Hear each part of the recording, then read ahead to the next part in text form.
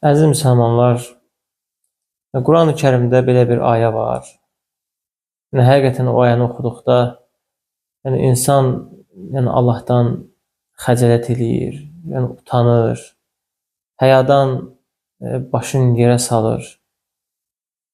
Düşünür ki, həqiqətən nə qədər mən nankoram, Allahın bu qədər mənə verdiyi nimətlərdən sonra mən Allaha itaətsizlik edirəm, onun əmrlərini yerinə yetirmirəm, qadağalarından çəkinmirəm və axirətim üçün azuqə toplamıram. Bu ayə Əl-İmran surəsinin 152-ci ayəsindədir. Allah buyurur ki, وَعَصَيْتُمْ مِنْ بَعْدِ مَا أَرَاكُمْ مَا تُحِبُّونَ Allah sizə sevdiklərinizi göstərdikdən sonra ona asi oldunuz. Allah buyurur ki, bu ayədə mən sizə sevdiklərinizi verdim. Nə istəyirdiniz? Mən sizə onların hamısını verdim. Evlənmək istəyirdiniz, sizi evləndirdim. Ev istəyirdiniz, sizin üçün ev tikməyi asanlaşdırdım. Xəstə idiniz, məndən şəfa istəyirdiniz, sizə şəfa verdim. Övladınız yox idi, övlad istədiniz, mən sizə övlad nəsib etdim. Vəzifə istəyirdiniz, mən sizə vəzifə verdim. İş istəyirdiniz, mən sizə iş verdim. Nə istəyirdinizsə, hamısını sizə bəxş etdim, hamısını sizə verdim. Və bundan sonra وَعَصَيْتُمْ مِنْ بَعْدِ مَا أَرَاكُمْ مَا تُحِبُّونَ Allah sizə sevdiklərinizi verdikdən sonra ona asi oldunuz. Bu ayə Uhud döyüşündə nazil olub. Allah Azza və Cəllə bu ayədə sahabələri məzəmmət edir. Deyir ki, mən sizə Uhud döyüşündə qələbə verdim və sizə sevdiklərinizi verdim, qənimətlər verdim. Bundan sonra isə siz Peyğəmbərə asi oldunuz, mənim əmrimə asi oldunuz. Bu ayə bizə də aiddir. Bizcə düşünəyin, Allah bizə bu dünyada hər şey verib. İstədiyimiz nə vardırsa, hamısını bu dünyada verib biz Allah Azza və Cəllə.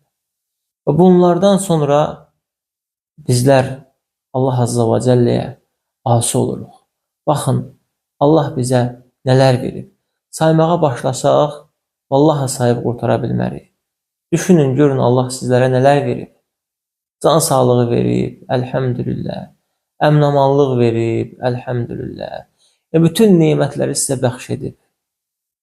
Sizə sığınacaq verib, hər bir şey verib sizə Allah Azza və Cəllə. Sizə kitab göndərib, haqqı batildən ayıran. Sizə Peyğəmbər göndərib. Əlhəmdülillah, gözəl bir nəsihətçi, gözəl bir kişi, gözəl bir Rasul, gözəl bir öyüd nəsihət verən, dahi bir insan. Muhammed sallallahu aleyhi və səlləmi bizə Rasul edib, bizə öndər edib, bizə nümunə edib. Bu bizim üçün bir nemətdir və bizi zülmətdən nura çıxardıb. Bunlardan sonra Allah buyurur ki, وَعَصَيْتُمْ مِنْ بَعْدِ مَا أَرَاكُمْ مَا تُحِبُّونَ Sizə sevdiklərinizi göstərdikdən sonra asi oldunuz. Həqiqətən də bizlər, Allah bizləri islah eləsin. Allahın bu qədər bizə verdiyi nemətlər qarşılığında bizlər Allaha asi oluruq. Allah bizi zülmətdən nura çıxardıb, bizə haqqı haqq olaraq göstərib və bizə batili batil olaraq göstərib və bizi batildən uzaq edib və haqqa müvəffəq edib. Bundan sonra biz necə Rəbbimizə naşükürlük edə bilərik?